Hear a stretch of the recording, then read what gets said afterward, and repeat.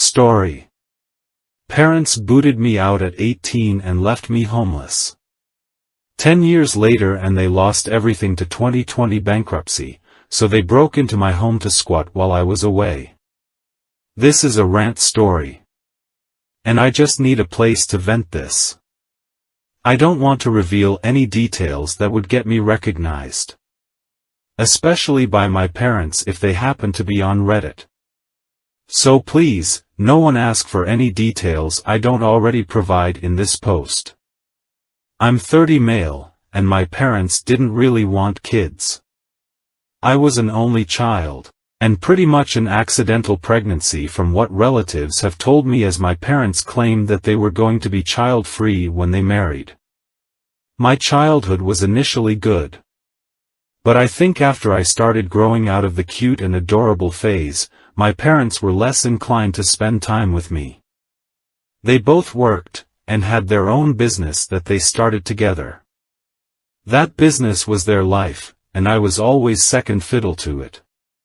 Any other close members of family like my grandparents lived states away, and I barely knew anything about them till I was an adult, so I had no other family around my entire childhood. I was practically raised by TV and my school teachers. My own birthdays by the time I became a teenager were often spent without my parents, as they'd just give me some money and tell me to go out and buy whatever I wanted. It was more or less the same with Christmas, and sometimes even back to school shopping. We wouldn't have even had a Christmas tree after I turned 10 if it weren't for the fact I convinced my parents to buy a fake one I could build up and then take apart later every year. If I were to describe my parents, think of them as those people who always wear black, drink lots of wine, and look down their noses at people. And the last I saw of my parents, they still looked and acted the same way. Although my father was always wearing a toupee now. When I turned 16 I asked my parents if I could work part-time for them at their business.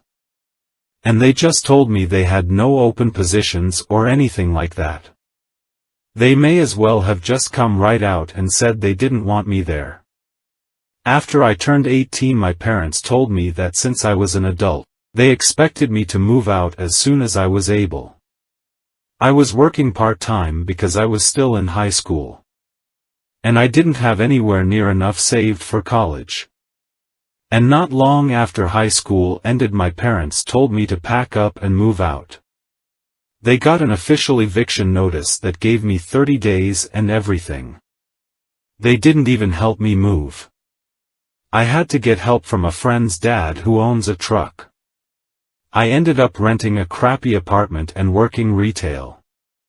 I had no real-life experience and no time for college. Then after just a few months I got fired because my manager legitimately had it out for me and wrote me up for the stupidest things. I don't even remember what they were anymore. But I wasn't the only one the manager treated that way. I called corporate about it and so did a few other people. Corporate looked into the manager, and they were soon fired for various reasons. Not many of which I actually know since it was mostly kept quiet.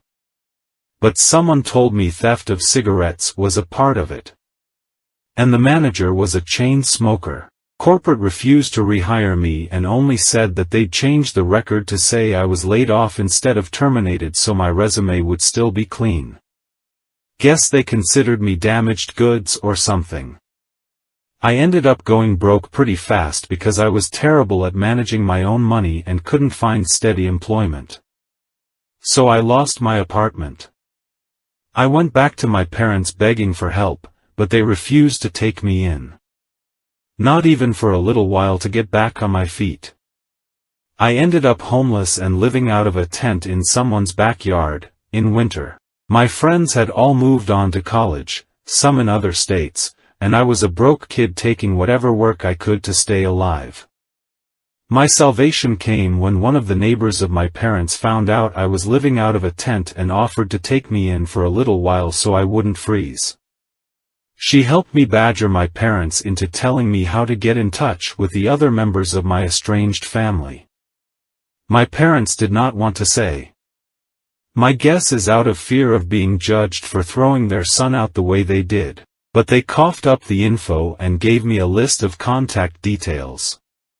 And then told me not to bother them ever again.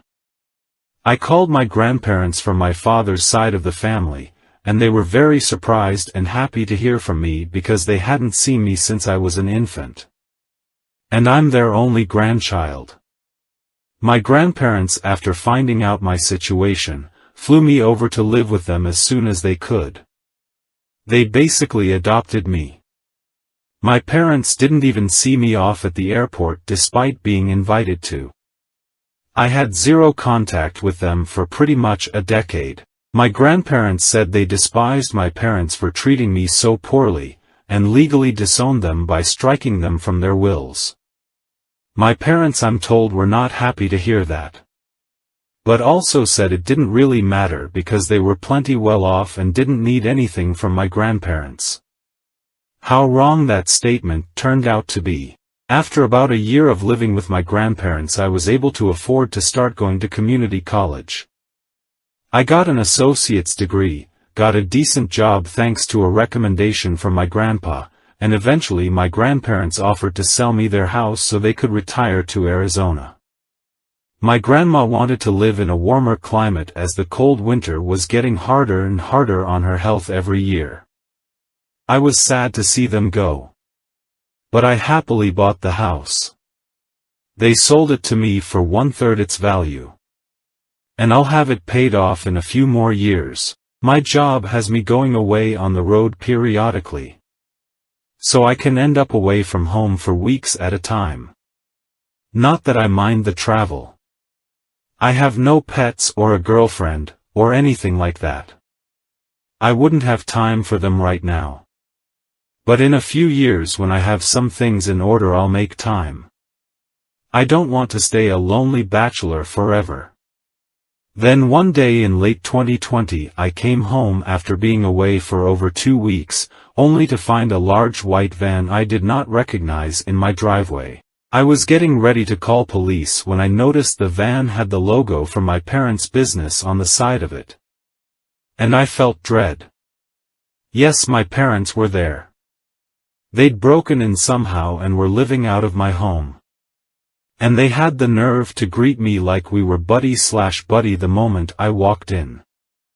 I told them to get the hell out, and they refused because it was Grandma and Grandpa's house. I said it wasn't their house anymore. They'd sold it to me when they retired. They'd have known that if they were in any way involved with my life, but they threw me to the wolves 10 years prior with no life experience. We argued and they refused to leave. My father told me it was his parents' house first. And that meant he and my mother had the right to live there if they wanted. I walked right into my bedroom, locked the door and called the police. When the cops showed up, they were of no help. My parents claimed to them that they had already been there long enough to have residency, which was a complete lie. But I had no cameras to prove they weren't there a month. My neighbors had no cameras either, so it was my word against my parents over how long they'd really been there, and they were claiming squatters' rights. They told police they had a verbal rental agreement with me, and that I was trying to illegally evict them for no reason. My mother even put on the waterworks when saying that. The police told me it was a family dispute, and to file eviction with the courts to get them out. And this was in 2020. Getting to court for anything took longer because of the pandemic. Meanwhile, my parents are squatting in my house rent-free and rubbing it in my face. From the information I got out of them, their business went bankrupt and they sold off almost everything they had to pay their debts. All they had left was the van and a few personal belongings. So they expected to live in my house rent-free for the foreseeable future. They were working too. Both of them soon got new jobs. My father as a delivery driver, my mother as a sales associate. They were making money, and the only things they contributed to was electricity and water utilities. which was basically just handing me a $100 bill every month and saying I should be grateful they were paying me anything. Any time I tried to discuss proper rent with them, they just said I owed it to them to live rent-free because I took 18 years of their lives. And it's not like they were demanding the money back for that time. Then threatened to stop helping with the utilities altogether. I was so at my wit's end that I ended up calling my grandparents to explain the situation to them. They were very unhappy, and spoke with my parents, but my parents still said they had the right to stay in my home, and refused to budge. My grandpa told me he was sorry it had come to this, and that if they hadn't sold me the house, my parents wouldn't have invaded. I told him not to worry. I'd already filed for a legal eviction, and would get it soon enough. And my parents already knew that they were on borrowed time. I made sure to say that in earshot of my parents too. They responded with the silent treatment. My father was away most of the time driving a delivery vehicle 6 days a week, which was a job really not to his liking. And my mother basically tried to take over my house in her spare time. She demanded I let her rearrange my living room, and even tried to force me to give her and my father the master bedroom, because they were my parents, and they deserved better, as she put it. I vetoed both of those things and said they don't deserve better, and to stop trying to act like I owe them anything. I didn't ask to be born. And it's a normal obligation for parents to raise their own children, and all they were doing was trying to assert dominance to try and keep me from kicking them out. Finally, after 4 months and now into early 2021, I managed to take my parents to court over their squatting. We only needed to go to court because they fought the eviction and tried to gaslight me into rescinding it. They tried to use the fact it was formerly my grandparents' house, and the fact that they were giving me $100 a month as some sort of leverage of residency. But there was no real rental agreement, and they were smart enough not to try and forge one, as that would have been fraud. So the judge ordered that they needed to be out in a maximum of 30 days because they have zero claim on my house. After court they confronted me and said they were disappointed in me for kicking out my own flesh and blood.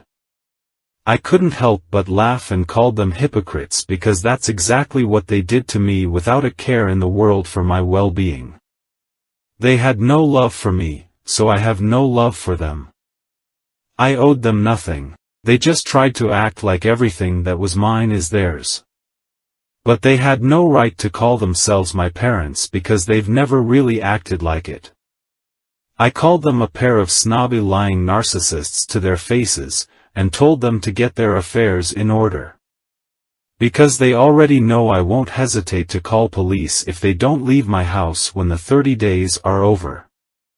My father looked enraged. But my mother stopped him from saying or doing anything by grabbing his shoulder and shaking her head. He sneered at me and walked away. They left, but not without a lot of tension.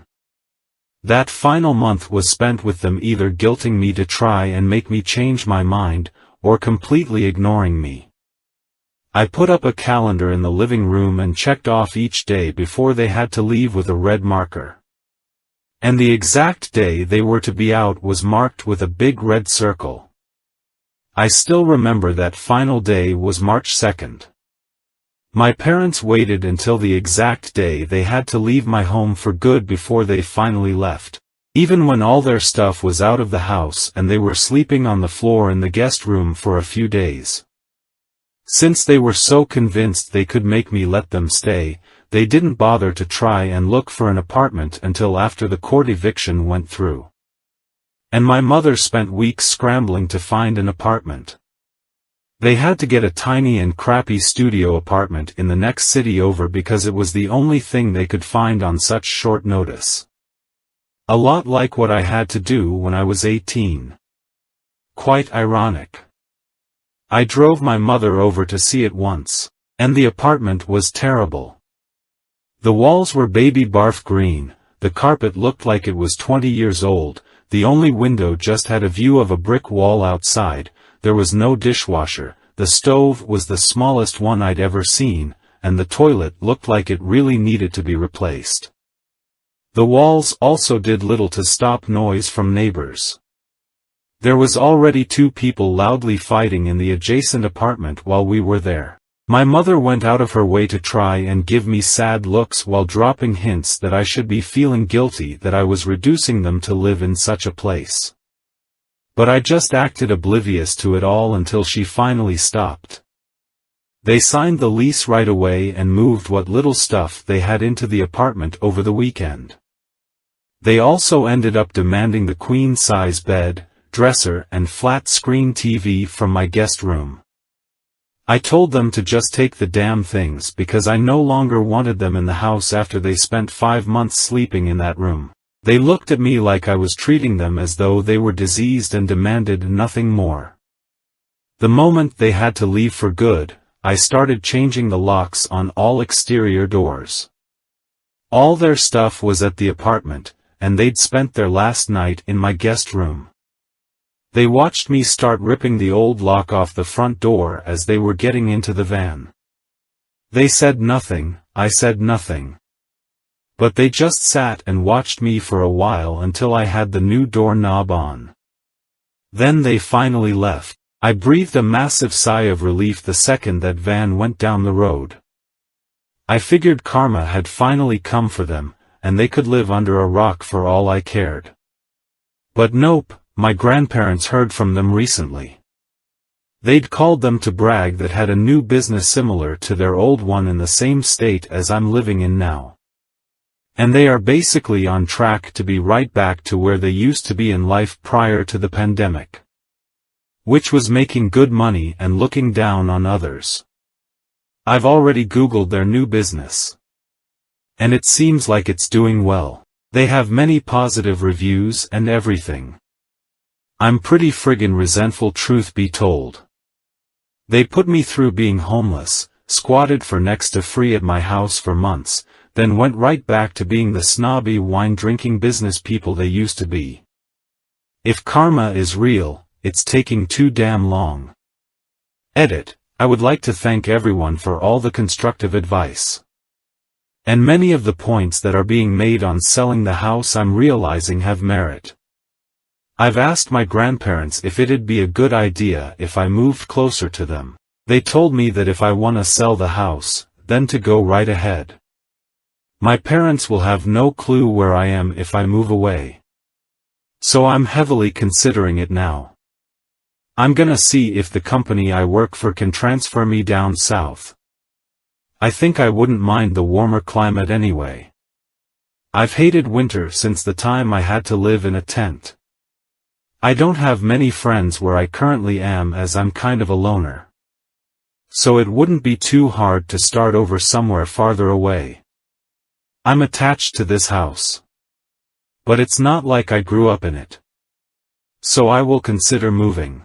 Yes, I understand the need for more cameras, and will be looking into that. As for those wondering how my parents broke in and fooled police. Well, it's stupidly simple. My parents got in through a window I forgot to lock. They just pulled the screen off and opened it to get right in. Then they found my spare house keys I kept hanging on a hook near the kitchen and copied them. When claiming squatters' rights to police as well as saying we had a prior verbal agreement, my parents presented working house keys to the cops and lied their little asses off saying I'd let them move in. My parents had also already filed for an address change with the DMV online before I'd even gotten home, and showed police a printout of that they'd made. And said that their new IDs with my address were soon to be in the mail. The cops just looked annoyed, told me it was a domestic issue, and to file to evict them like a normal person. I wish I'd gotten their badge numbers to report them. Small addition, yes, my parents had their mail redirected to my house. Which is another thing they used to claim residency. The thing is that if they'd lived in my house for more than 30 days with permission, squatters' rights would make them tenants. They claimed they had my permission and used every dirty trick at their disposal to convince police they had the right to be there. There was no way for them to confirm or deny how long my parents had been living in the house. And it turned into a situation of everybody pointing fingers and police didn't know who to believe. That's why I had to go to court to evict them. I did refuse to give my parents the Wi-Fi password while they lived with me though, since they were not contributing to that utility. However, they just used their smartphones to run a mobile hotspot and got internet that way the whole time they were squatting in my house. Those of you saying that I should leave bad reviews, or expose my parents' past, there really is no point. I'm gonna take the high road there and just forget about them. However, if they committed fraud to start that new business of theirs, then I'll get some popcorn when that comes back on them, because they'd inevitably call someone for help. Edit 2, for those who don't believe the 30-day thing with squatters. Here's a direct USA law on the matter. In most areas, anyone who lives on your property for more than 30 days with permission can claim rights, as in the eyes of the law they become your tenants. When this happens, you will usually need to carry out an eviction procedure. However, in the case where permission was never given and an unoccupied property is forcibly entered and lived in, there are still rules you must follow. My parents falsified permission and lied about how long they'd been in my house. That's why it took 5 months to get rid of them. Now you know. Update, 5 days later. Well, I decided to make some inquiries and spent a couple of days asking around the family about how my parents got their new business off the ground. It's pretty unusual that they were able to come back from bankruptcy and get a new business started in under 2 years. No, it's not an MLM for those who thought so. Even my parents wouldn't resort to doing that crap. They undoubtedly think MLMs are beneath them. My parents' new business is comparatively smaller than their previous one too. I'd say about half the size. Before they had at least 2 employees. Now it's just the 2 of them. Someone pointed out I should be watching my credit for identity theft. I already was and have been since I first started dealing with my parents squatting in my house. I put nothing past them. And they knew it. Honestly though, I'm not sure they even bothered to remember my legal information in the past decade anyway. Hell, I'm not sure they bothered to even remember how to spell my first name. But I did lock down my credit. And there has been no unusual activity on it at all. So my parents didn't try to steal their company funds from me, at least. My paternal grandparents, or my good grandparents one would say, are the ones who actually give a damn about me. And they have no idea where my parents got their money to open up shop again. My parents have called them numerous times since they disinherited my father, and they have been refusing to take their calls since they called to brag about their new success a while ago. It's clear my parents had no help from my father's side of the family. So then what about my mother's? Well, I still had that old list of contacts my parents gave me filed away. And on that list was the landline number for my maternal grandmother. I did try calling my maternal grandmother back when I was homeless. She did not give a damn. I've never met them in person, but my maternal grandparents are a lot like my parents. Guess my father truly found his soulmate with my mother. As a previous commenter pointed out, they were made for each other. I managed to get in touch with my maternal grandmother once again. And not only was she long divorced from her husband, my maternal grandfather is no longer alive. That was news to me. But he passed away 7 months ago. And he left my mother a sizable inheritance. So yeah, that's where they got the money to open up shop again. My maternal grandmother sounded so proud of them too. She had little interest in speaking of much else. And it's likely why my parents called my grandparents to brag about how they are so successful again.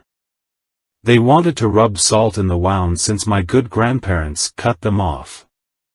I really don't care though, and neither do my good grandparents. Everyone on my paternal side of the family all say my parents can go kick rocks. They want nothing to do with them. I'm not the only one my parents have jaded. My mother's side of the family are full of divorcees and drunken loners who all hate each other and just pretend to act civil. My father's side are what I'd call just very normal and nice people. My father though burned bridges time and time again. When I was born my grandparents wanted to be in my life. But for some reason my parents kept me from them. Why they did this I'm not entirely sure. But I think it's because they didn't want to be judged on their own parenting. I'd have been happier if they'd sent me to boarding school, or to live with my grandparents. But I guess narcissists aren't truly happy if they don't have someone else to put down. I can only imagine the stuff they said about me behind my back my entire life. Either way it seems my parents did nothing illegal to open up a new business. Nothing that can be reported to something like the IRS anyway. No law against using funds from inheritance as seed money to self-employment. My mother, like me, was an only child. So she got everything when her father died. Including his house and land. That's where my parents are living now. I've seen a photo my maternal grandmother sent me. Not the nicest house. But not bad. Comparable to my own I'd say. But it means my parents have a place to live scot-free now, and likely won't need to bother me again. I want to sell my house and move. But it turns out the company that I'm in the employ of has no branch in Arizona.